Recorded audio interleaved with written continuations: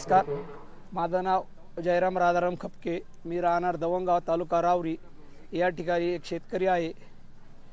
तर मी माझ्या गोठ्यावर ब्रीडिंगचं काम हे सातत्याने सलग 4 वर्षापासून करतोय. तर मी माझ्या गोठ्यात जवळजवळ 50 गाई दरवर्षी लावण्यासाठी असतात. तर मी त्यासाठी प्रत्येक गाईला सेपरेट सिमन न वापरता मी लगड सरांकडून एक असा डाटा घेतला आहे की मला माझ्या प्रत्येक बुलची ब्लड लाईन ही चेंज आली पाहिजे.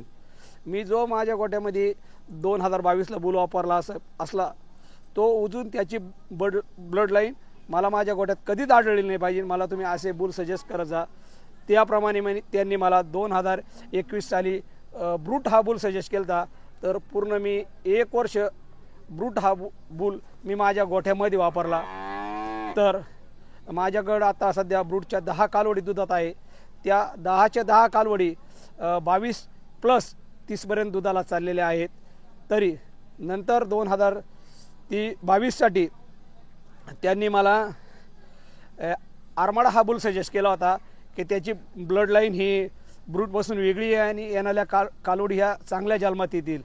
त्या पद्धतीनं मी पूर्ण वर्षभर माझ्या गोठ्यामध्ये आर्माडाच्या सिमेंट वापरले आणि माझ्याकडे आता आर्माडाच्या 17-18 कालवडी आहेत. आर्माडाच्या कालवडी माझ्याकडे आता सध्या लागवडी रे. पण मग 2024साठी प्रश्न पडला की मला ब्रूट आणि आर्माडा या दोघांपेक्षाही ब्लड लाईन वेगळी असली पाहिजे की ती माझ्या ब्रूट आणि आर्माडाला कुठलाच त्याच्यामुळे प्रॉब्लेम तयार नाही झाला पाहिजे आणि त्यांचं ब्लड लाईन वेगळं असून दुधामध्ये मला त्या जास्त आले पाहिजे, फॅट चांगलं आलं पाहिजे.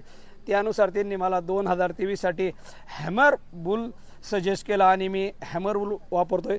तर ही माझी आता 11 महिन्याची कालवड आहे आर्माडा बुलची. तिला मी आता हॅमरनी जस्ट एक 15 दिवस झाले गाभण केलं आहे. तर मी माझ्या गोठ्यामध्ये सिमेंट वापरताना ज्या फक्त माझ्या पहिलरू कालवडी आहेत त्यांच्यासाठी सेक्सल सिमेंट वापरतो. म्हणजे त्यांचा कन्स्यू रेट मला जवळजवळ 95% मिळतो. आणि ज्या माझ्या दुसऱ्या वेतापासून पुढील गाई आहे त्यांच्यासाठी मी कन्व्हेन्शनल सिमेंट वापरतो.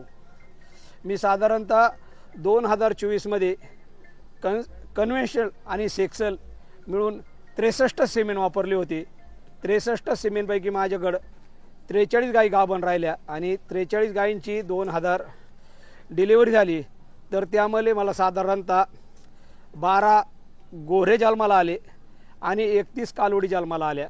तर मला हॅमर बुलच्या कालवडीसुद्धा जन्माला येण्याचं प्रमाण मला त्यामध्ये जास्त आढळून आलं आणि मला त्याचा जो गाभण राहण्याचा रेट आहे तो जवळजवळ माझ्या गोठ्यामध्ये मला 90% आढळून आला आणि माझं असं मॅनेजमेंट चालू आहे. नक्कीच साहेब, तुमच्याकडे एवढ्या कालवडी आल्या, पण आमच्या पशुमित्रांना सांगा ना की दूध विकून जास्त पैसे येतात की कालवडी सुद्धा विकल्या जातात आणि त्या विकल्या जातात तर त्याची ॲव्हरेज किंमत किती होती?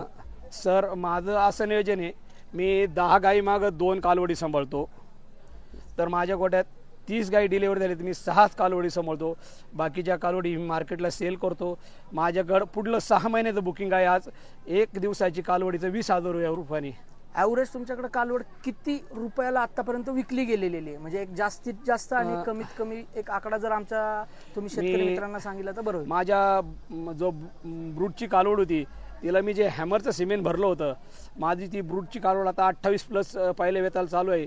तर तिची 5 दिवसाची कालवड मी 25,000 रुपयाला विकली होती. धन्यवाद मित्रांनो. बघा की नुसतं दुग्ध व्यवसाय करत असताना दूध विकून हा कोणताच शेतकरी मोठा होणार नाही.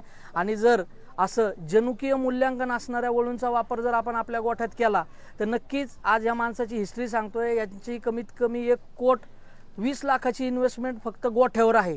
पण गोठ्यातल्या दुधाने यांना तारलेलं नाही. तर यांचं जे काही